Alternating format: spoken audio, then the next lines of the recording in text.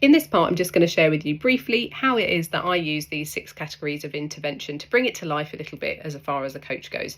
So in my coaching with my clients, I tend to be more on the facilitative style of intervention, so cathartic, catalytic and supportive in style. I would always assume that kind of supportive is something that all of us do. We probably wouldn't be very good coaches if we weren't at all supportive. I'm not sure people would want that as a service, but it is definitely part of my kind of foundations.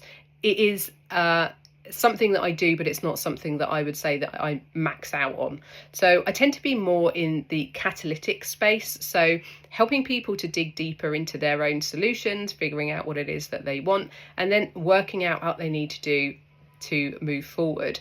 But with that comes cathartic space. So often the beginning of a session will be much more cathartic, giving lots and lots of openness and room for somebody to share and offload, and for me to fully understand what it is that they're actually struggling with.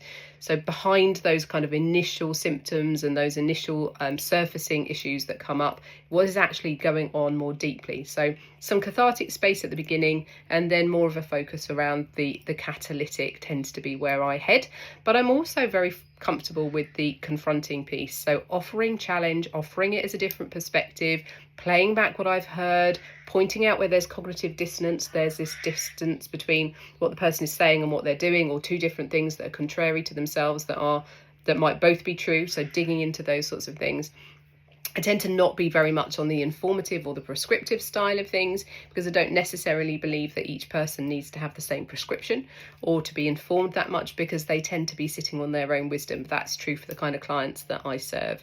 So my mixture would be mostly catalytic with a fair chunk of cathartic, always supportive, and a bit of confronting where I feel like the person needs a little bit of rocket fuel to get through a particularly tough, sticky issue. So that's me.